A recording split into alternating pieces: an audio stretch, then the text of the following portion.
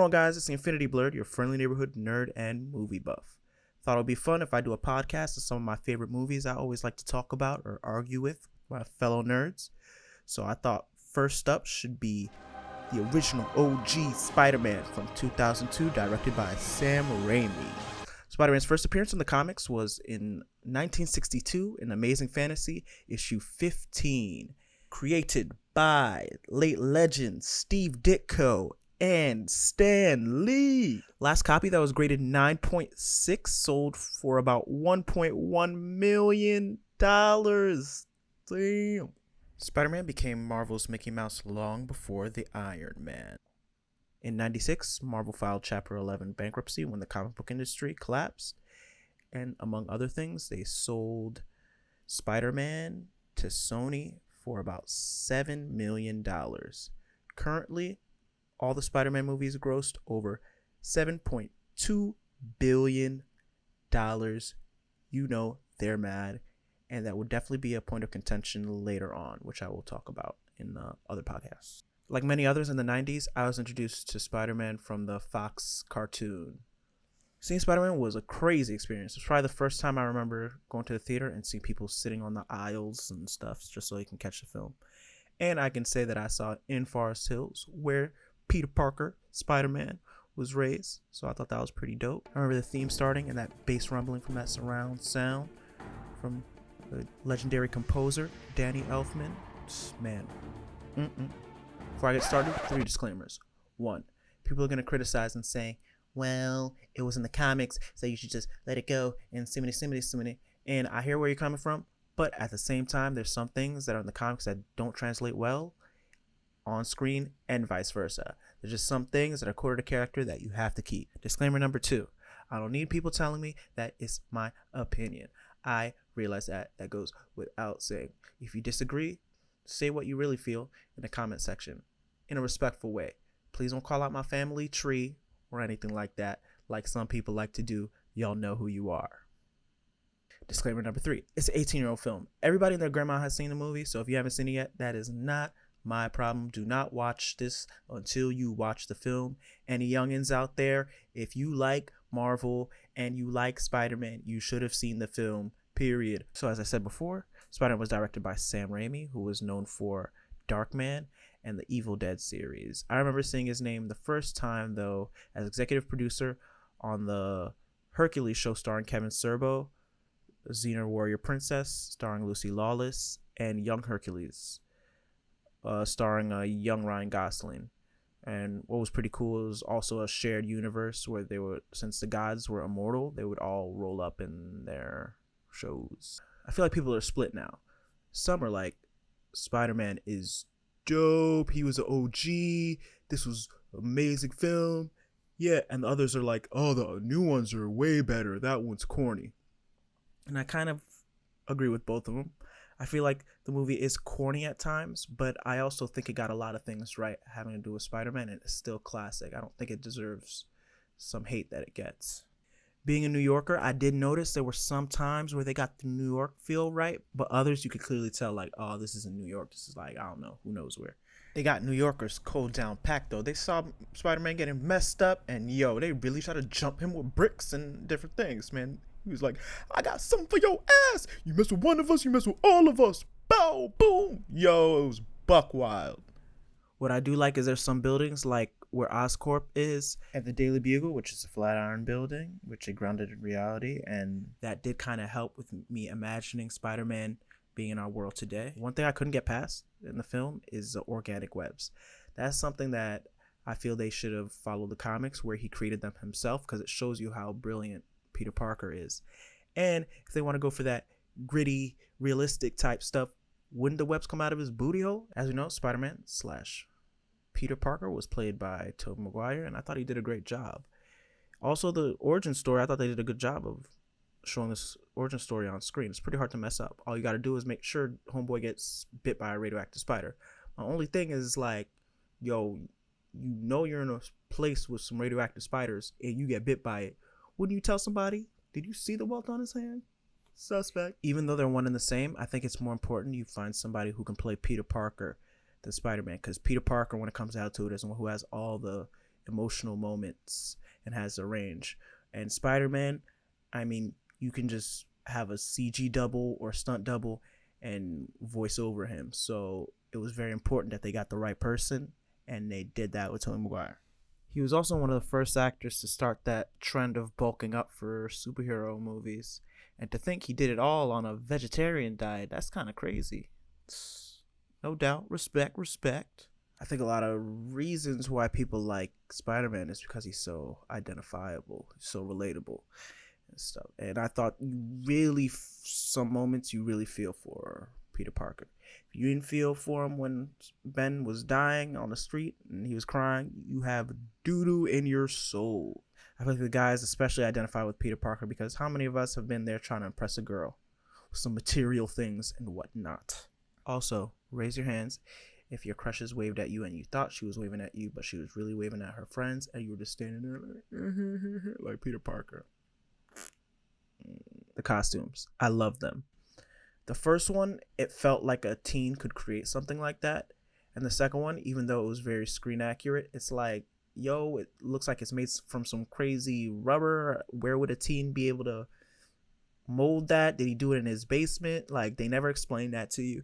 And all of a sudden, they just thrust him into the movie with the new suit, not explaining that. So I felt like that was kind of weird for me. Once again, Tobey Maguire did an amazing job as playing the OG Spider-Man, and I think we should put some respect on his name.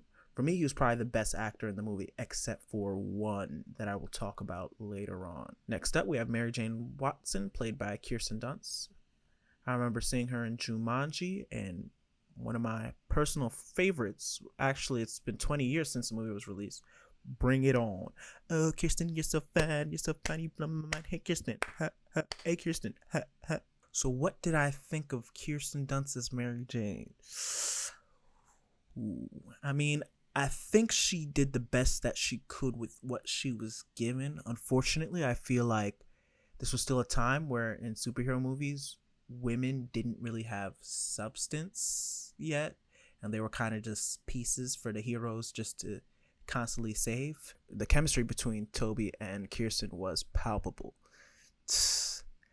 That kiss in the rain when he's upside down, man, was no joke. It wasn't one of those Disney kisses, one of those open mouth kisses. Man, they were not playing around.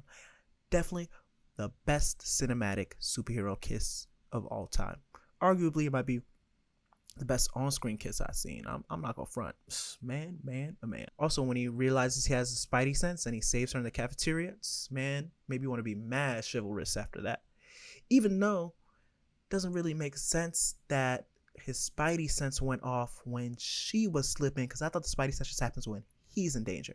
Still a dope scene, but I don't know, Sam Raimi.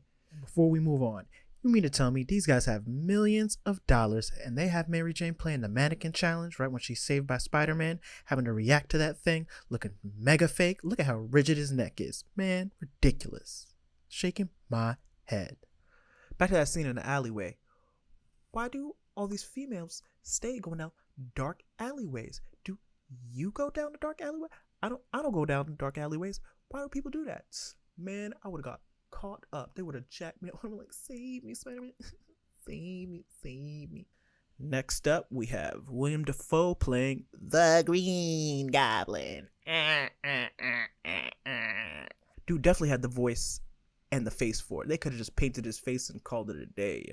He also had a dual role where he had to play Norman Osborn and Green Goblin, that Jekyll and Hyde type. So I feel at times it worked, and other times it was overly dramatic. Like, this dude just be breaking glasses for no reason. Like, yo, somebody's gonna have to pick that up, dude. There was a very interesting dynamic between Peter, Harry, and Norman, because Norman really respects Peter and not Harry, and Harry is jealous with him. That becomes a point of contention between Harry and Peter later on, and that's why Harry does what he does, always trying to get approval from his father. So I did think that added an element that worked for the film. Now, hold up. Dude had no respect for women. Aunt May invited him to a nice meal for Thanksgiving, and dude rolls up and tries to stick his finger up in the food. What? Oh, hell no. And Aunt May wasn't having it too. She was like, no, man, pop. What? He just licked his ew, ooh. And what was the way he was looking at Mary Jane? It was, oh, no. What is wrong with you? Looking at her like she was a piece of meat. That was, yeah. Norman was pretty much telling Harry, hit it and quit it. And no, he didn't say it like that. But still, he was just like, do what you need to with her, then broom her fast. And I feel like, damn, that was pretty messed up. But there's a line of dialogue when he's like, your mother was beautiful too. They're all beautiful until they're snarling after your trust fund like a pack of ravening wolves. It also brought context to the character, like, oh, he must have been jaded by Harry's mom, or Harry's mom just came after him for money, so maybe that's why he doesn't trust women, or why he's so disrespectful. So I think it's something very small that people don't really talk about, but it really does add another layer to the character, to add insight as to why he does what he does. And what's with Norman disrespecting Aunt May? She was minding her own business late at night, in her nightie, trying to pray, doing the Our Father like a good Christian, and dude just boom, just bum rushes in the house. Finish our prayer, finish it, and deliver us from evil. Like, how you just interrupt the old lady's prayer like that? Also, how did you know where she was in relation to the house? Because you kind of just came in hot in the glider and stuff like that. You easily could have killed her. So that was interesting. And this is one of the instances where I also wasn't a fan of the costume. I don't think it has to be exactly like in the comics, because he looks like a Christmas elf in the comic, but it was just all green. I know they were trying to do just a soldier suit that could blend in, but I would have liked some purple to break it up. And that head was like, what? Speaking of big ass heads, you mean to tell me Peter Parker couldn't tell that big ass head was under that sheet when he rolled up the screen? So like Mariah Carey and whatnot. Like, how did you know? I mean, I guess there was smoke, but to us, we couldn't see the smoke, so it just looked ridiculous. It looked ridiculous, man.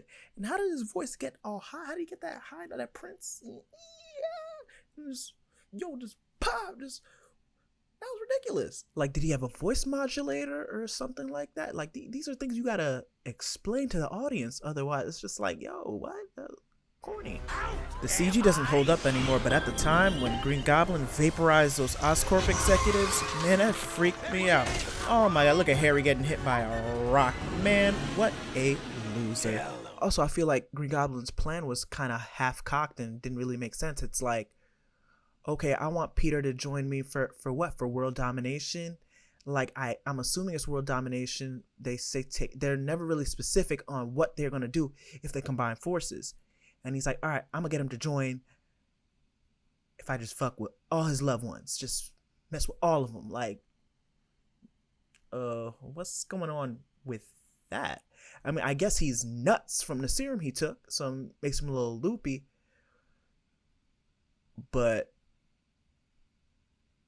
yeah, I guess he's nuts. Regardless of some of the foolishness, I still like the character. I would have liked to have seen more of him. He does have his cameos in the other ones. Spoiler alert. But I'm kind of mad they killed him off. I think he does die similarly in the comics, but you know, people in the comic books never stay dead. And I guess this was at the trend where they didn't really realize how much money these things would make, so they would just kill off these characters and be like, oh damn, we can't bring them back now. Next up, we have Harry Osborn, played by a young James Franco. He was so pitiful, man. Like, oh, he was trying to impress his father, trying to get all upset with Mary Jane. Like, why didn't you wear the black dress? I wanted to impress my father. He loves black. Like, damn, that's why Mary Jane didn't want to kiss you. Also, how you steal the girl that your best friend likes? They were living together, they were roommates and everything, and you just didn't mention that you were dating Mary Jane. Like, that's kind of messed up. Like, I do see where he's coming from, where he says like, oh, Peter, you never made a move and stuff, and that's fair, but you should at least have a conversation. Like, listen, I'm kind of dating the girl you've had a crush on since you were a kid and that you've been telling me about. So I thought that was kind of messed up. I guess when it comes down to it, the love triangle and him realizing that Peter really likes Mary Jane and him finding out that Spider-Man quote unquote killed his father was good setup for Harry becoming a villain. By the way, when he dropped off Norman's body, why wouldn't he just like, wasn't me, deuces? I mean, I guess he wouldn't believe him or something like that. But like, I feel like a conversation would need to be had or something like that, or it would be the time for Peter Parker to reveal that he's really Spider-Man and maybe try to explain what happened. But yeah, that might not work out so well for him. So I kind of understand that. Let's talk about Aunt May and Uncle Ben, played by Rosemary Harris and Cliff Robertson. They were the perfect Aunt May and Uncle Ben. Perfect. 1 to 10. Easily a 10. Every scene with them was emotional and perfectly crafted. You really felt like they were your parents. Uncle Ben was really trying to connect with Peter, and Peter was just kind of in his own world. I mean, to be fair, he just got Spider-Man power, so he kind of ditching Uncle Ben. So, but you really felt for Uncle Ben. So as we know, Peter gets cheated out of getting his money for the wrestling match. By the way, dude is supposed to win like $3,000, and the guy's like, "Well, check it again, webhead. It said $3,000 for 3 minutes, and you pinned him in 2. For that, I give you 100, and you're lucky to get that." If you know Spider-Man could whoop your ass, why would you try to jip him? I mean, I know that's what happened in the comics as well, but it was kind of, looking back on it on screen, it was kind of weird for me. Like, whatever, to jip him that much, $100, like, really, out of 3,000? Man, the guy he lets by, who steals the money from the guy who tries to rip him off, kills Uncle Ben. And that scene where Uncle Ben dies easily could have been corny, and he could have done this long drawn out monologue like, "Peter, I will always love you, Shamine." But it was like, damn, like, dude, it just looks like he's just afraid to die, and he just goes, "Peter," and just like, done. Tears out of his eyes, tears out of Peter's eyes.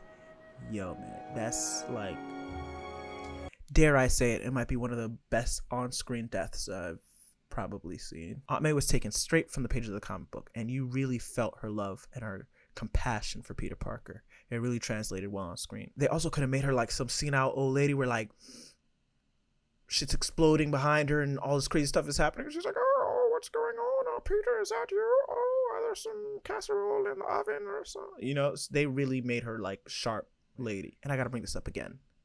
Aunt May didn't care about the audacity of Norman putting his hands, grubby hands, in her food. She still pip smacked his hand, stuff like that.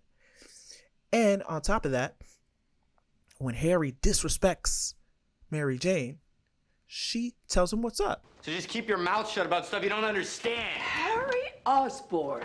And I thought that was really cool because it's like she was a mother figure to everybody. It didn't matter who you were. And now, arguably the best casting from any superhero movie is J.K. Simmons playing J. Jonah Jameson. They got it cold down packed. They also made him a man, even though he was kind of grimy and try to cheat Peter Parker out of money for photos and stuff like that. He was still a man of principles when you think about it, because when Green Goblin attacks him and asks for Peter Parker, the photographer who takes Spider-Man's photos, he doesn't give him up, and he easily could have. Now, it could just be a thing of like, oh, well, I'm not going to give the golden goose up, but I feel it was kind of more than that. Like, nah, I'm not going to let this guy like push me around and get what he needs from us, because then he'd never stop. Yeah, I wish there would be more scenes in the Daily Bugle, but he just started out, and they would definitely expand on that in the second and the third one. So any scene with Jameson is welcome. And now we have some honorable mentions. Octavia Spencer plays the woman who registers Peter. We have a young Elizabeth Banks playing J. Jonah Jameson's secretary. Also, we have Bruce Campbell playing the announcer, who was also in the Evil Dead series that Sam Raimi directed.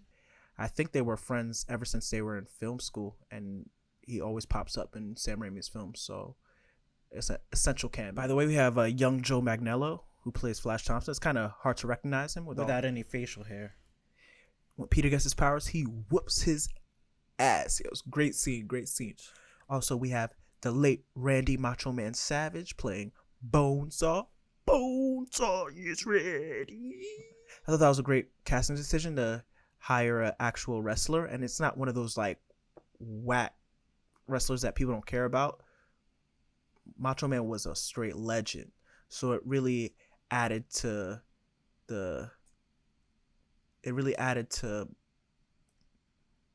grounding the film in some form of reality. Macy Gray is in the festival. What's she doing there, man? You saw when danger happened, she's the first one. All right. Once again, it's your boy Infinity Blerd signing off.